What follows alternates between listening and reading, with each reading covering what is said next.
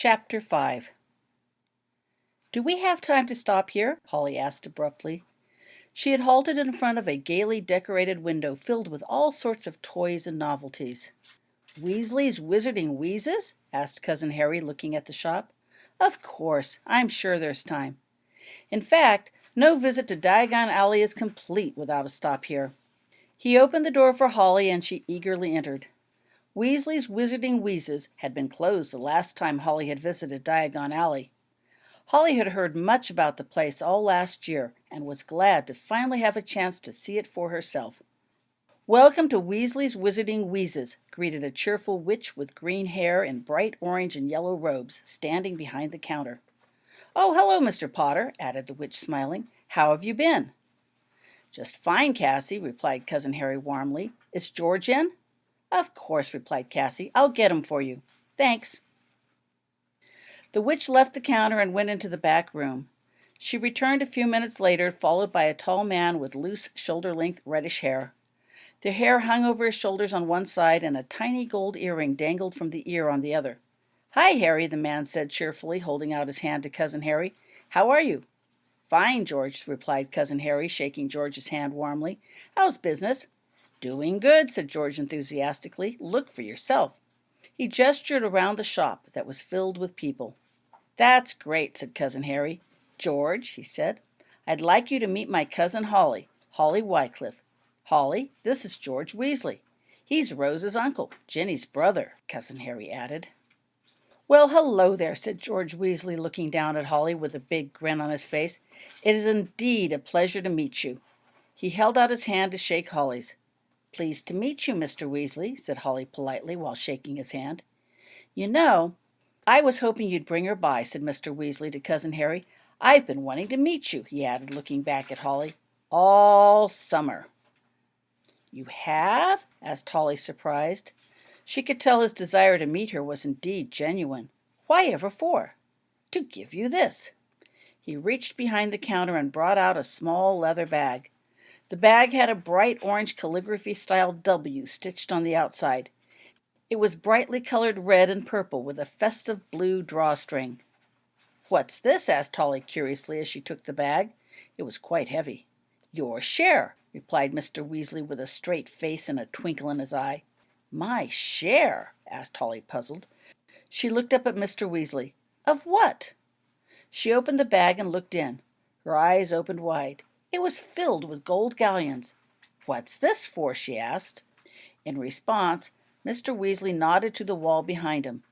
Posted prominently was a sign that read, "50 galleon prize for an idea we decide to use in Weasley's Wizarding Wheezes." "Your idea won," he said simply. "What idea?" inquired Holly. She looked accusingly at Cousin Harry. "Do you know anything about this?" she demanded. Cousin Harry threw up his hands in defeat and backed up a step. "Not me," he said with a laugh. "I haven't seen George since school got out last spring." "Good thing you wanted to visit the shop, though," he added. "What idea?" he asked Mr. Weasley. Mr. Weasley pointed to a table near the entry. It prominently featured a sign and a stack of mint green and lavender-colored jars. "New," the sign read. "Weasley Acne Vanishing Cream. Once a week for a smooth, clear face." Holly colored when she saw the sign. "But I didn't submit any idea," she protested. "No," agreed George. "Eddie Shunpack gave us a tip. But when I handed him the prize, he maintained that it was actually your idea and insisted that I give half the money to you. It's one of our best sellers," he added confidentially. "You'd be surprised how many students come in to get some, especially when they think no one else is looking. It's a real winner on the mail order list, too. I'm thinking we may start a whole line of Weasley cosmetics." George leaned forward and spoke in Holly's ear. "You know," he added, "the funny thing, none of the Hufflepuff students have bought any." Holly colored even more. I am kind of hexed most of them," she confessed. "Oh," said George with a straight face. "Good one," he smiled. "Now I know where Eddie got his idea. I hope you're not planning to go into business." "Oh, yes," he added, "before I forget." He reached behind the counter and pulled out a colorful flower hair clip. "This is for you, from Mrs. Timmons." What? Asked Holly in surprise. The flowers shimmered iridescent blue and gold with pearly green leaves. She thought you might be visiting us today, said Mr. Weasley. She said a girl as pretty as you should have a pretty flower to go in your hair as well. He leaned over and clipped the flower in Holly's blonde hair. Mrs. Timmons was really impressed with how you helped Jimmy, he added. But I didn't do anything, protested Holly. Really? The flower gave off a mild, sweet scent that filled the air. Well, said Mr. Weasley, grinning, his gold earring gleaming in the light, whatever it is you aren't doing, keep it up. He leaned back to look at Holly. She's right, he said appraisingly. It does look good on you. Yes, agreed Cousin Harry, smiling. It does. So, with a bag of galleons and a new flower in her hair, Holly wandered the aisles of Weasley's. Holly really enjoyed Weasley's. There was so much to look at. She bypassed all the truly joke-type items and concentrated her attention on products of a more serious nature. After much consideration, Holly selected an erasing quill for herself.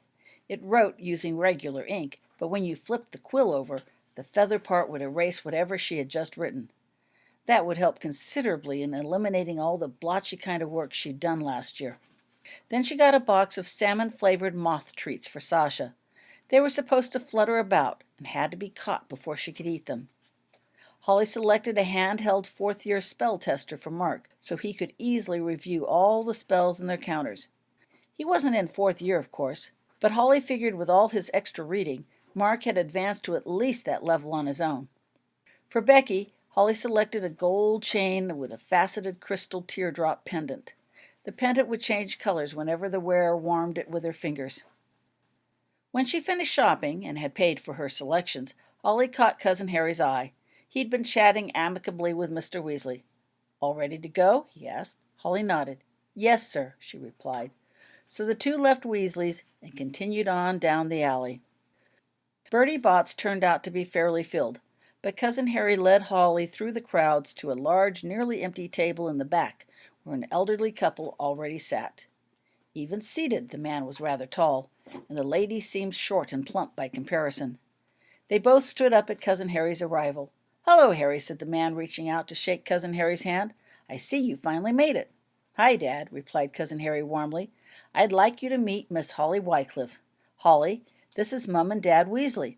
He leaned over to her and added, Jenny's parents. Pleased to meet you, said Holly, extending her hand to Mr. Weasley. He was a thin, bald man with glasses, and his features looked similar to the rest of the Weasleys she had met. It is a pleasure indeed to meet you, too, said Mr. Weasley, shaking Holly's hand enthusiastically. I've heard so much about you. Welcome to the family, said Mrs. Weasley, squeezing Holly in a warm, grandmotherly hug. Won't you have a seat, she added, offering Holly the chair right next to her. Holly sat down. Cousin Harry pulled out a menu and handed it to Holly. Want to order something while we wait? He asked. Yes, sir, said Holly. She looked carefully at the menu. What's a Bertie Bott's every flavor color shake? She finally asked aloud. You order by the color, dear, explained Mrs. Weasley. And you get a shake with a corresponding flavor, added Mr. Weasley. They're quite good. Keep in mind it's a Bertie Bott's shake, put in Cousin Harry mildly. That means the flavors may not be the ones you were expecting. Yellow could mean lemon-flavored or easily curried egg. And red could be strawberry, cherry, radish, red pepper, added Mrs. Weasley. Holly shuddered at that while she considered the menu. Finally, she made her decision.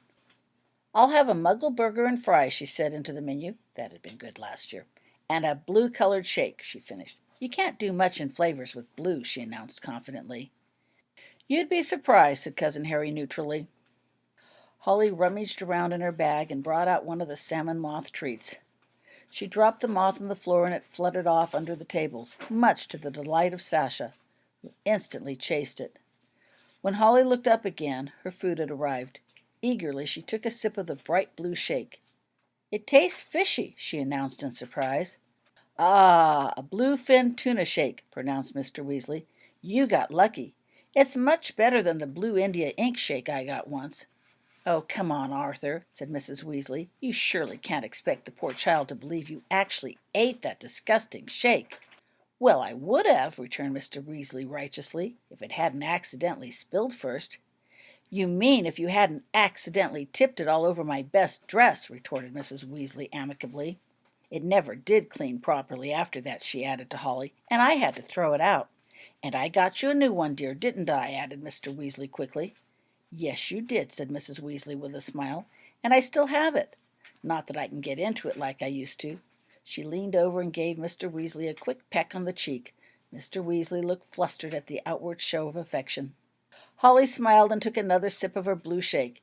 Wasn't all that bad. Not really. Then again, she took a bite from her muggle burger and gave a bit of a shudder. A fish-tasting shake did not go well with a muggle burger. Holly hastily ordered some water. She wasn't in the mood for anything else adventuresome. And when she thought no one was looking, Holly quietly put the shake under the table for Sasha. Sasha had just returned from catching her moth treat. After a quick inspection, Sasha began lapping up the shake happily.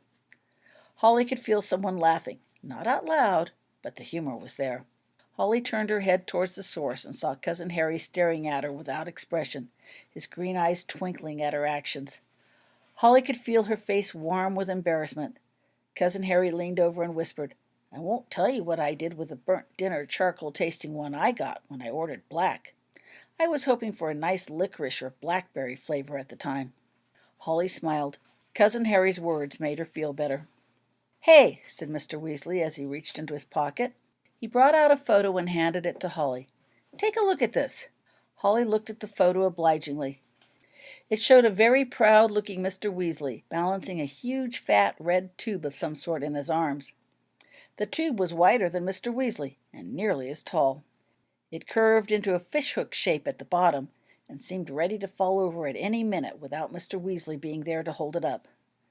The tube had white fluffy things that looked like pom-poms dangling from the openings at the top and bottom. A decorative white stripe swirled along the length of the tube.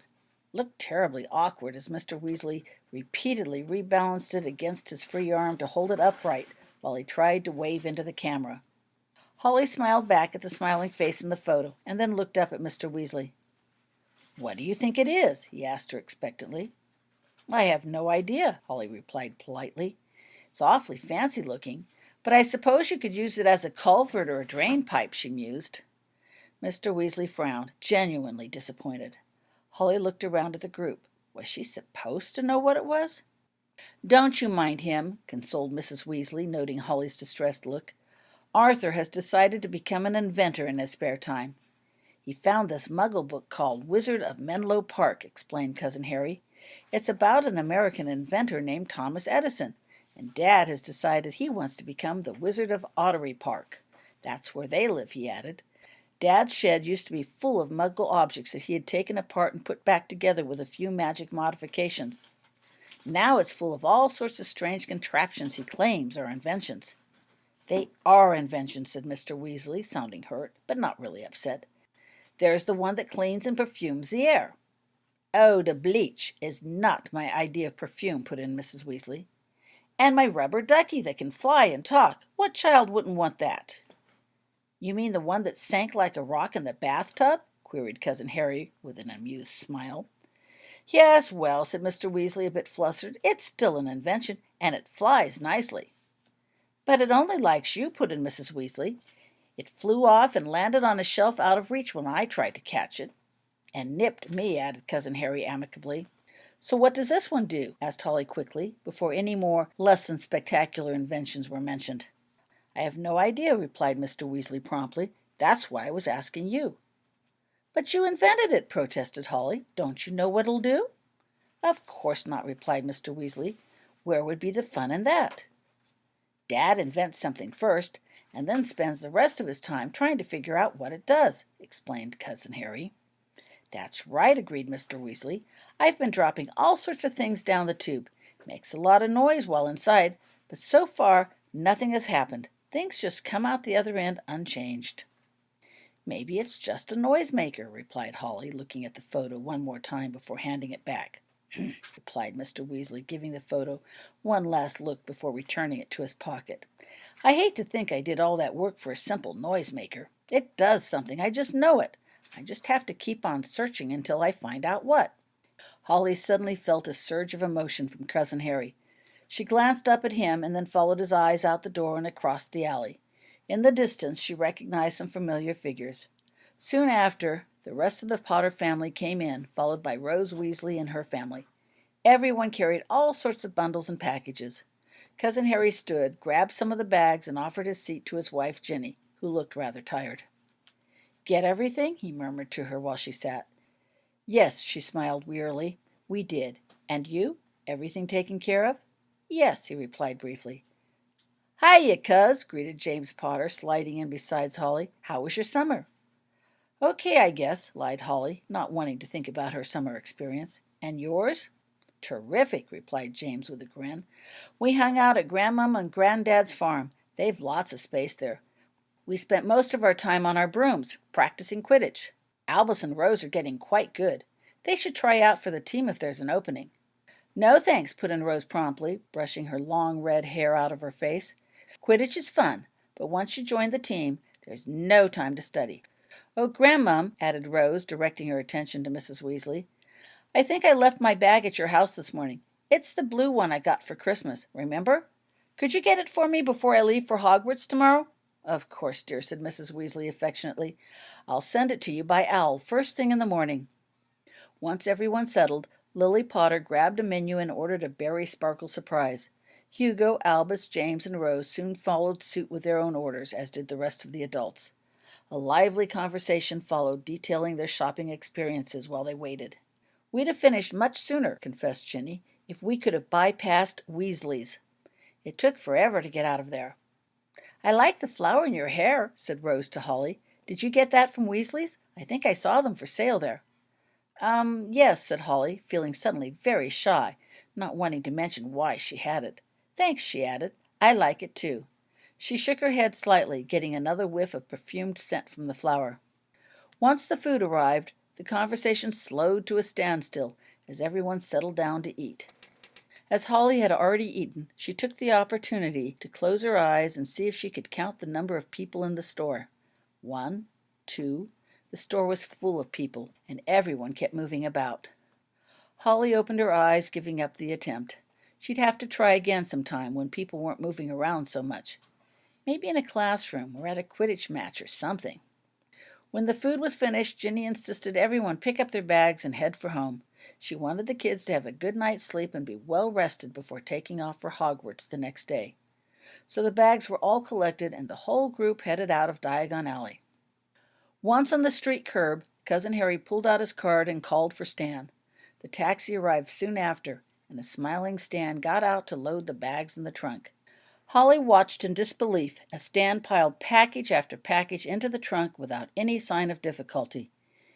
Even she could tell that they shouldn't have all fit in there, yet they did. Moving closer, Holly ventured a look into the trunk. She could see everything, her bags from the morning included, squeezed into a space that seemed impossibly large, given the smaller outside parameters of the trunk. Cousin Harry noted the wide eyes and amazed expression on Holly's face. He walked over to her and said quietly, "Sometimes I really love magic." Holly nodded silently in agreement. Then everyone, literally everyone, 6 Weasleys, 5 Potters, Holly, and 1 cat, got into the taxi. Not only that, but they all fit in easily. The outside looked like a regular taxi, but the interior of the cab just kept on expanding somehow. There were even enough seat belts. No one seemed to find this strange at all. Cousin Harry grinned and caught Holly's eye as she fit comfortably in between Rose and Lily. "You're right," she told him. "Magic has some very distinct advantages." Then, noting Cousin Harry strapping himself in, Holly quickly buckled up, put Sasha in the bag, and held on tight. The taxi took off with a lurch, speeding around corners at right angles all the while Stan was casually telling the group about his busy day driving to and fro. In no time at all, the taxi slammed to a stop at the curb in front of Cousin Harry's house. While everyone got out of the cab, Stan moved to the back and unloaded the trunk. Bag after package after package after bag after package got piled up beside the cab, making a huge mound on the curb.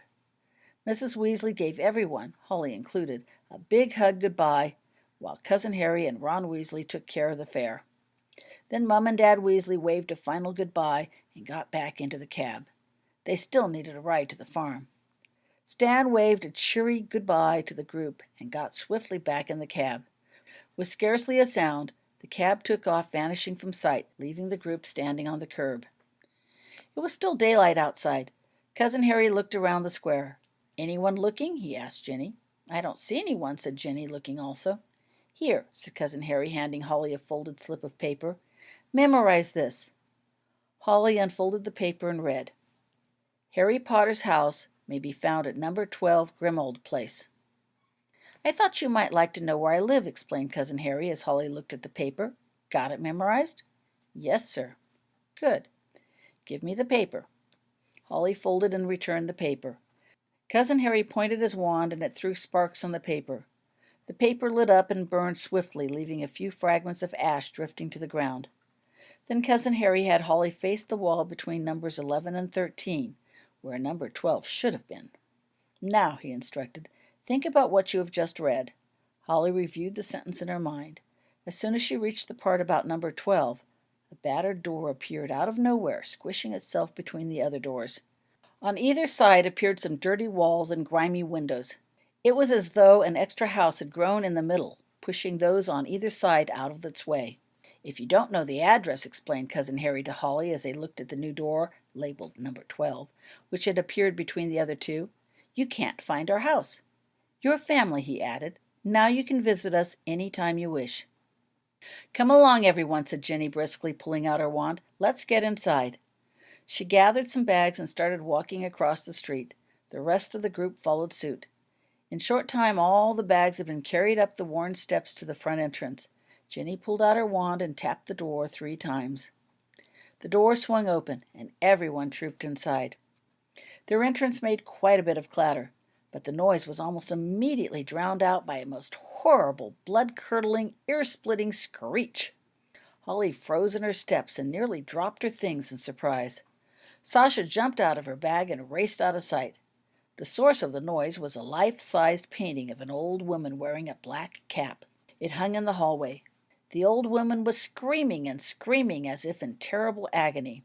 Holly didn't remember seeing that particular painting on her last visit to Cousin Harry's house. She certainly would have remembered a woman screaming. The surrounding portraits all started yelling too. The noise was deafening. "Oh, for heaven's sakes, Mrs. Black!" exclaimed Jenny to the portrait. "Do be quiet. We have company." The lady quit screaming and started shouting. "Filth! Scum! Freaks! Defiler of my house! How dare you enter? Leave! Be gone! Pollute my home no more!" She continued on non-stop with her ranting and raving. It was so loud that Holly had to drop her things and cover her ears. Lily, Rose, Hugo, Albus, and James were doing the same thing.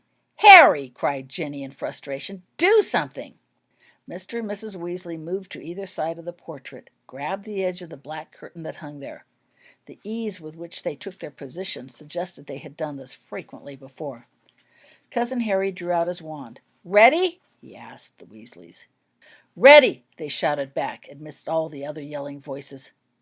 Cousin Harry pointed his wand at the portrait and roared, "Quiet!" Simultaneously, the 2 Weasleys pulled the curtains closed, and the portrait fell silent.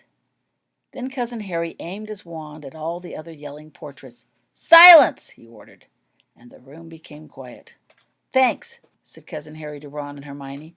"Sorry about that," he said to the group calmly while putting away his wand. "She doesn't like noise," he added further, speaking directly to Holly. Looking around, Holly saw that no one beside her seemed overly surprised by the ruckus the portrait caused. "Right," said Jenny, putting away her own wand. "Now that that's taken care of, everyone to the living room with the bags. Sort it all out and get your things packed for tomorrow." So Holly and the rest started moving bags out of the entryway. Once spread out on the floor, they started emptying bags and moving things around. Albus handed Holly a bag to put all her school supplies in. "Who was that lady?" Holly asked while they were separating the duplicates, one pile for her and the other for Albus. "That's Mrs. Black," said Lily promptly, happy to be able to answer the question. She was sitting on the side watching the others sort and unpack, while idly playing with a pinwheel she'd gotten from Weasley's. It changed colors as it spun, while randomly whistling and chirping. "Who's Mrs. Black?" asked Holly. "Sirius Black's mum," answered Albus promptly, as if that explained everything. Confused, Holly looked to James for further explanation. "This is the Black family home," James began. "Dad inherited it from his godfather, Sirius Black." "Along with the house elf creature," piped up Lily. "So why was Mrs. Black screaming so?" asked Holly. "Mrs. Black is a Slytherin," explained James. "She only likes pure-blood wizards. She's really upset that there's a bunch of muggle-loving Gryffindor wizards living in here now." "Mum and Dad would move her portrait to a different wall," added Lily importantly, "but it's stuck and they can't get it off." "Oh," said Holly. She started folding the official school clothes for the year. "The Blacks were an ancient wizard family that thought pure-blood wizards were the best," said Rose abruptly, "and a lot of them openly supported Lord Voldemort." "How do you know that?" asked James, surprised. "I looked it up," replied Rose smugly. "I did a little research after last Halloween." She was referring to the history talk James had given last year on the anniversary of James and Lily Potter's death, explaining why the Potter name had become so famous in the wizard world. "Who's Lord Voldemort?" asked Hugo. "Tell you later," said Rose impatiently. "There's a tapestry in one of the rooms here that has the whole Black family line on it. And I looked up the names," she added, explaining further. "Yeah," agreed James, "but Sirius's name isn't on it." "That's because his mum blasted Sirius's name off the tapestry after he ran away," said Rose. "I got that out of Creature when I asked him about his locket one day," she added. "You got Creature to talk about Sirius?" asked Albus, impressed. "Not really," replied Rose. "The locket belonged to Regulus Black. Creature loves to talk about Regulus. While he was talking about Regulus, Creature let slip that Regulus and Sirius were brothers." Rose put the last of her books in her trunk. "There," she said with relief. "That's done. Now for the clothes." Rose tackled a pile of rumpled clothes that had been tossed to one side while they were sorting. She continued talking while she worked. "After Lord Voldemort disappeared the first time, his known supporters got thrown into prison. That included most of the Blacks," she added. "You sure?" asked James suspiciously. "Of course," replied Rose. "There's a huge layout in one of the prophets when they all broke out of Azkaban prison 14 years later. It gives the names of the persons and the crimes of which they were convicted. Some of those Blacks were really nasty," she continued. "Your dad named some more Black members as Voldemort supporters the next year." "But not Sirius," insisted Albus proudly. "Sirius was Dad's godfather. He wouldn't do anything like that." "Actually," corrected Rose, "Sirius Black was sent to Azkaban prison right after the death of your grandparents, both for supporting Lord Voldemort and for being a mass Muggle murderer." "That's not true!" exclaimed Albus, getting upset. "Well, it is," retorted Rose. "There was a big spread about Sirius Black and the Prophet when he broke out of Azkaban prison. I can show it to you sometime if you like." "James," said Albus, visibly upset, "stop her. Make her say it isn't true." Albus looked near to tears. "Relax," added Rose, noting James's warning glance. "He didn't do it, any of it. I asked Mum. She said Sirius was framed and wrongly sent to prison. They just weren't able to clear his name before he died. And after Sirius died, well, there didn't seem to be any point to try to clear it, seeing as there still wasn't any evidence to the contrary." Albus relaxed visibly and returned to packing. "I've never read anything good about Azkaban prison," continued Rose. "That must have been horrible being stuck there for 10 years. I don't know how Sirius stayed sane." "He stayed sane by remembering he was innocent and that he had a godson to protect," said Ginny Potter, entering the room and joining the conversation. Ginny carried a tray of biscuits and hot cocoa. "Anyone hungry?" she asked, setting the tray down. Everyone stopped what he or she was doing to grab some food. "Are we all finished?" Ginny asked, surveying the room. "Pretty much," replied James, speaking for the whole group. Everyone else nodded in agreement. "Good," said Ginny. "Leave the big bags down here and take your overnight things upstairs. Be sure to lay your clothes out for tomorrow. Holly," she added, "your things are already upstairs. You'll sleep in the room you had last year. Lily can show it to you if you don't remember the way." "Now," Ginny said, addressing the group as a whole, "you have about an hour before bedtime," she said. "Hermione and I will be back then to make sure the lights are out. Any questions?" Everyone shook their heads. "Then I'll be seeing you later." And Ginny left, returning to the kitchen. Accordingly, things were carried up the stairs. Holly got to see where everyone else slept. Rose was sharing a room with Lily, and Hugo was sharing with Albus. James pointed out his own room along with the door to his parents' room, and the room where Rose's parents would sleep. It was a very big house. Next, James showed her the room with the tapestry. It was nicely furnished, but unoccupied. Holly examined the names written on it, and the hole, where Rose said Sirius Black should have been. There were other holes in the tapestry. She wondered who those names might have been. James didn't seem to know. Holly retreated to her room. Not bothering to change out of her clothes for bedtime, Holly rummaged through her bags and set out some clean clothes for the morning. Grabbing a robe and putting it on over her clothes, Holly went out into the hall to study one of the portraits she had noticed earlier. It had looked familiar. She drew up to it and peered at it closer. It was of a thin man with gray-black hair, a pointed beard, and thin black eyebrows. "I know you!" Holly exclaimed excitedly. "I doubt that," replied the man primly, in a high, reedy voice. "We've never met." "Yes, of course," Holly said enthusiastically, remembering.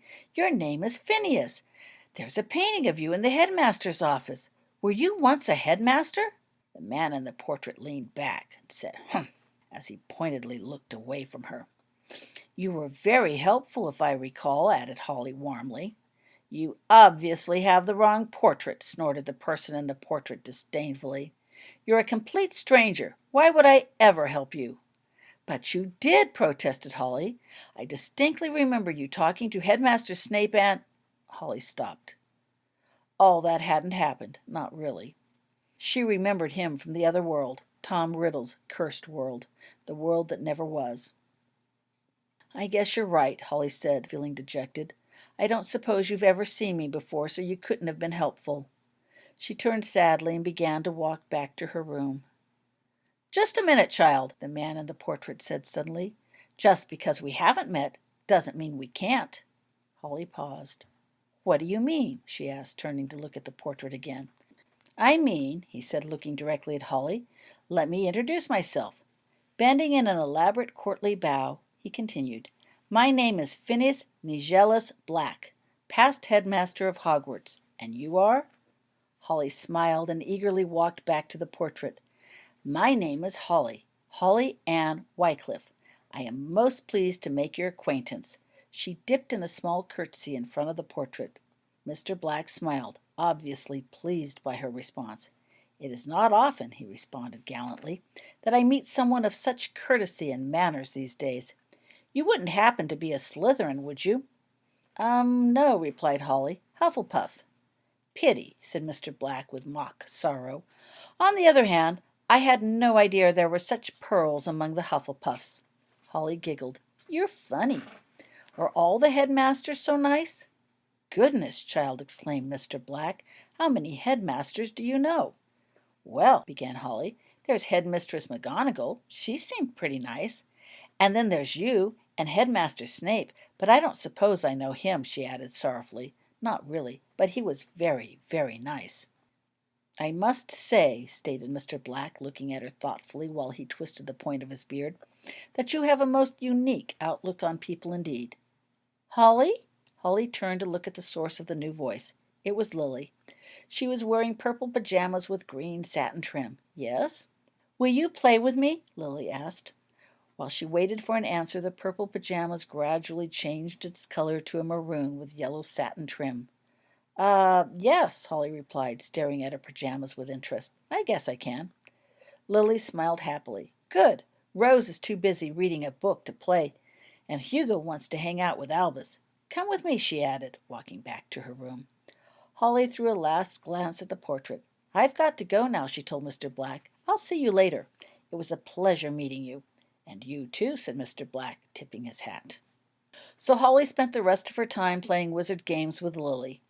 They started with a matching card game where the object was to find a matching pair of cards decorated with elaborate Celtic knots. The cards turned themselves when touched, shifted locations every so often, and made cheering noises when a pair was uncovered. Then the two played a form of duck, duck, goose. 12 tiny figures floated on brooms in a circle, while a 13th zoomed around to select a player, the fox. Once selected, the fox would try to catch the first player, or goose, before she made it around the circle. Holly had the controls of the fox, and all the other potential foxes, and had to guide the selected fox in a chase around the ring to catch Lily's goose. Lily was playing with the advanced form of the game, which meant all the figures had distinct personalities, and both the fox and the goose had to conduct their chase while flying their brooms through an elaborate obstacle course around the ring. After several attempts, Holly finally caught Lily's goose, and the two traded players. Holly got to select the fox, and Lily did the chasing. "Bedtime," came a cheerful-sounding voice at the doorway. Both Jenny and Mrs. Weasley, Hermione, stood in the doorway. "Ah, gee," moaned Lily, "but we were having fun." "Put your things away, Lily," insisted Jenny, "and I'll be back to tuck you in. Holly," she added, looking her over, "let's get you to bed first." "Yes, ma'am," replied Holly obediently, getting up. "Good night, Lily," she said, giving Lily a quick hug. Lily's pajamas had changed colors numerous times while they were playing, and were now a royal blue with white trim. "Good night, Rose," Holly added when she walked out of the room. "Is that what you're wearing to bed?" asked Jenny, noting Holly's full set of clothing under her robe. "We've a spare nightgown you could borrow." "That's okay," replied Holly. "I'm fine wearing this." "But it looks tight," protested Jenny. "It would be no trouble to get you something else." "No," said Holly sharply. "It's my mum's." "Oh," said Jenny, "of course." She didn't say anything else as they entered Holly's room. Holly hadn't meant to snap so, but she would rather wear tight, ill-fitting clothes from her parents at night than anything from the wizard world. It had to do with that incident last year when she woke up one night to find herself in a crazy alternate world where Harry Potter had died and Lord Voldemort ruled. The clothing her mum had given her was about the only thing that had traveled to that horrible world with her. Though she knew it was unlikely she'd ever return to that world, Holly felt better being dressed in clothing from her parents, just in case. Alone for the first time with Mrs. Potter, Holly dropped her block and considered the emotions she could feel emanating from Ginny. With all the crowds at Diagon Alley, Holly had just assumed Ginny's weariness was due to all the shopping. Now she realized it was more. There was an overall fatigue that seemed more than shopping. Also, there was a lot of worry and a prevailing sense of guilt. "I'm so very, very sorry," whispered Ginny suddenly, all the while not looking directly at Holly. "What?" "Last spring," continued Jenny softly. Her whole being seemed to ooze guilt. "You could have died. We all could have died, and it was all my fault. I've caused you so much pain, and I'm so sorry." Her voice shook with emotion. "Oh," said Holly, understanding. "It wasn't your fault. Tom Riddle said he'd done it all, not you." "But I should have known better," Ginny protested. "I shouldn't have written in the diary in the first place. I should have never given him the opportunity." "It's okay," replied Holly, not knowing what else to say. "Truly it is." But she could tell her words did not help alleviate Ginny's sense of guilt. "You know," added Holly swiftly, before Ginny could say anything else, "I think you're right. I think a nice warm nightgown would feel good over my clothes. It's a bit cooler here than at my parents' house. It would be terrific if you had a spare one I could borrow." "Of course," said Jenny, with a forced smile, accepting the change of topic. "I'll get you one immediately." She withdrew from the room and returned briefly with a thick, soft, fleecy nightgown. Holly immediately slipped it over the day clothes she always wore to bed. "Thank you," she told Jenny. "This'll do just fine." Holly slipped between the bed sheets and pulled up the covers. Sasha leaped lightly onto the bed and settled next to her. "Good night," said Holly. "Good night," replied Mrs. Potter softly. She turned off the lights and left the room, closing the door quietly behind her. Holly hadn't really needed a nightgown, but in talking, she suddenly realized that Ginny had. Ginny didn't need a nightgown necessarily, but she needed to do something, anything, to help atone for the damage she had inadvertently caused last year. Holly hoped getting a nightgown would help Ginny, but she doubted it. Holly turned over and closed her eyes. Things were much more complicated now that she could read other people's emotions.